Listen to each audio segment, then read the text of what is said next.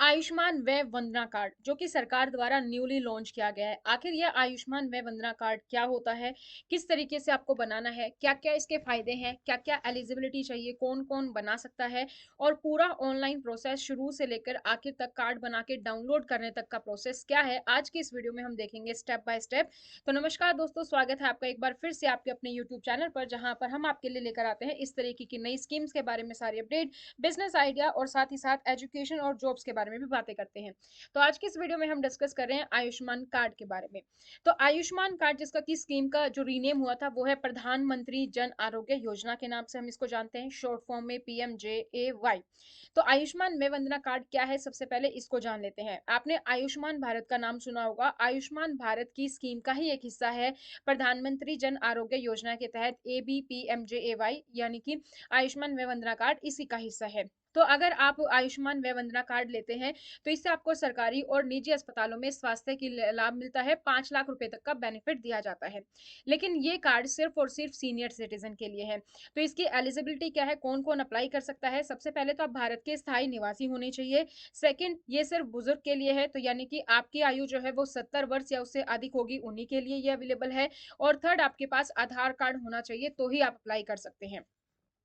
तो आयुष्मान भारत प्रधानमंत्री जन आरोग्य योजना में 70 वर्ष से अधिक जो लोग हैं उनको बेनिफिट दिया गया है, जिसमें कि उनको 5 लाख के मुफ्त उपचार का लाभ मिलेगा। अब सबसे पहले सवाल ये भी आता है कि अगर मान लीजिए मेरे पास ऑलरेडी आयुष्मान भारत के तहत कार्ड है, तो क्या मुझे ये दूसरा कार्ड बनवाने की जरूरत है? तो हाँ, आप दूसरा कार्ड बनवा सकते हैं। इससे आपको एडिशनल ही 5 लाख रुपए का फायदा मिलेगा, जो कि आपको हर साल इलाज में मिलता है। तो जो भी नजदीकी हॉस्पिटल है वो आपके कवर होते हैं, आप पूरे हॉस्पिटल की लिस्ट भी देख सकते हैं। तो अगर आपके पास पहले से आयुष्मान कार्ड है और आप 70 वर्ष से ज्यादा हो चुके हैं तो आप जरूर से दोबारा ये कार्ड बनवाइए, इससे आपको एडिशनल बेनिफिट ही मिलेगा।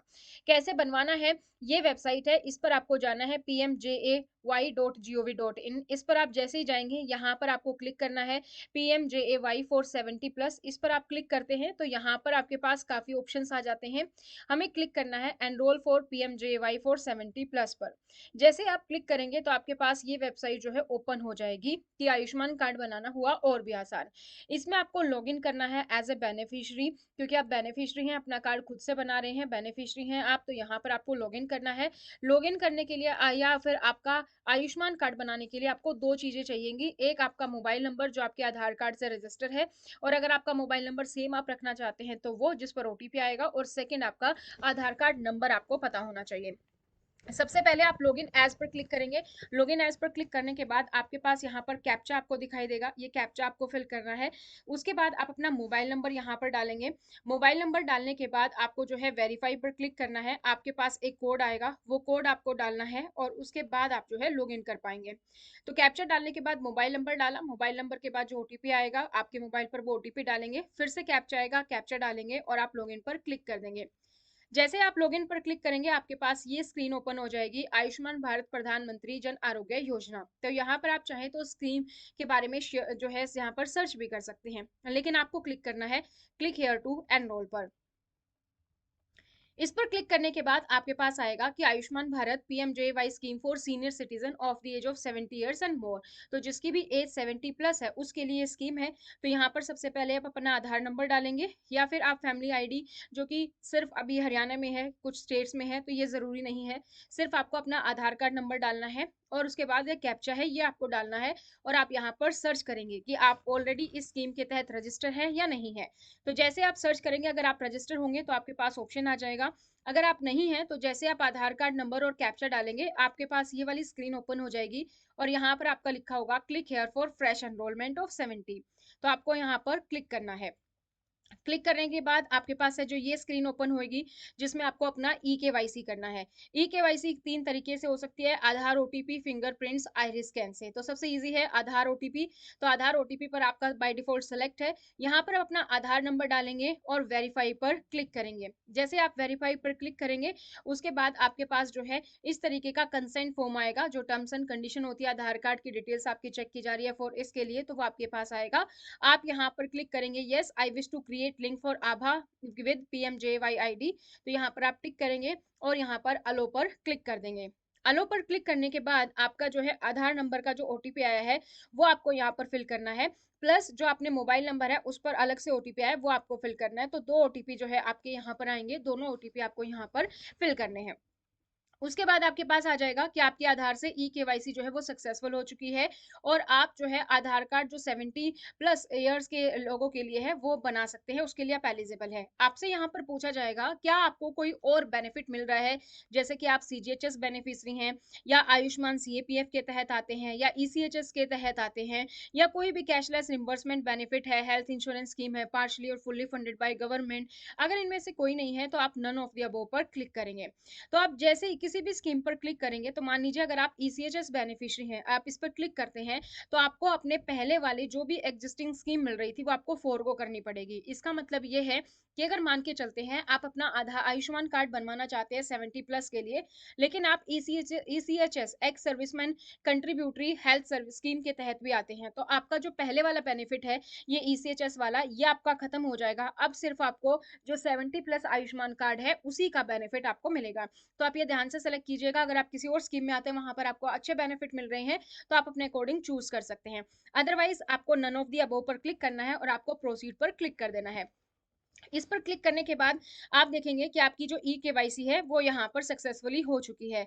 अब चलेंगे हम सेकंड डिटेल्स पर, e KYC detail second option पर। ई केवाईसी डिटेल में क्योंकि आपकी जो भी डिटेल्स है वो आपके आधार कार्ड से ली गई हैं, तो इसलिए आपका नाम, father name, date of birth, gender, pin code, address ये बाय डिफॉल्ट आपको यहाँ पर शो हो जाएगा।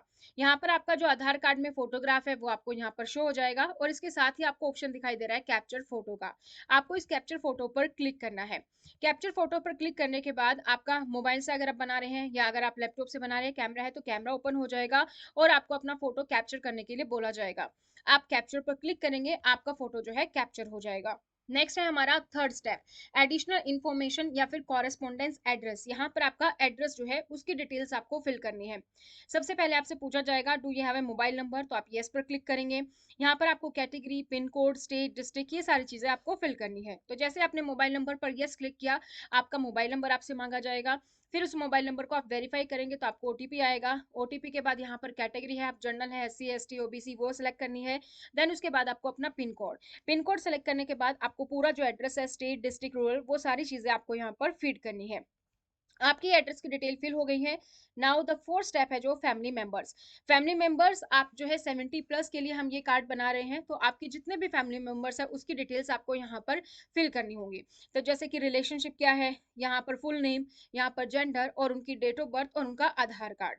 अगर एक से ज्यादा जैसे मेंबर्स होंगी, पूरी फैमिली की डिटेल ऐड करनी है, तो यहाँ पर जितने भी मेंबर है उतनी बार आप यहाँ पर ऐड मेंबर पर क्लिक करते जाएंगे और सबकी डिटेल्स आपको फिल कर देनी है। बाय चांस अगर कोई फैमिली मेंबर नहीं है तो आप I don't have any other family member इस पर क्लिक करेंगे और आप यहाँ पर क्लिक करेंगे कि जो भी आपने ऊपर इन्फॉर्मेशन दी है वो सारी की सारी इन्फॉर्मेशन सही है।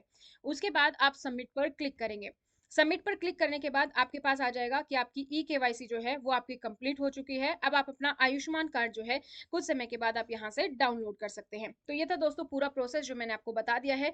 उम्मीद करते हैं ये वीडियो आपको पसंद आई होगी और अगर आप ये देखना चाहते हैं कि आपके क्या क्या एम्पेनल्ड हॉस्पिटल है तो यहाँ पर क्लिक करके आप देख सकते हैं। और जो बेनिफिशियरी मैंने आपको स्टार्टिंग में बताया था, जहां पर हमने एज ए बेनिफिशियरी लॉगिन किया था, वहां पर जैसे ऑपरेटर का ऑप्शन भी था, बेनिफिशियरी भी था, तो यहीं से आप लॉगिन करके अपना आयुष्मान जो कार्ड है आपका जो इसके तहत है वय वंदना योजना के तहत, वो आप डाउनलोड कर सकते हैं। 10 से 15 मिनट मैक्सिमम लगते हैं। उसके बाद अपना आधार आपका जो आयुष्मान कार्ड है वो आपका इंस्टेंटली डाउनलोड हो जाता है। इसके अलावा अगर आपका कोई भी सवाल है, कोई भी डाउट है, कोई भी क्वेरी है इस वीडियो से रिलेटेड, तो आप हमें कमेंट सेक्शन में कमेंट करके बता सकते हैं या फिर इससे अलावा किसी और स्कीम पर कोई और बेनिफिट पर वीडियो चाहते हैं तो वो भी आप हमें कमेंट सेक्शन में कमेंट करके बता सकते हैं। आज की इस वीडियो में इतना ही, फिर मिलेंगे नई जानकारी के साथ, तब तक धन्यवाद।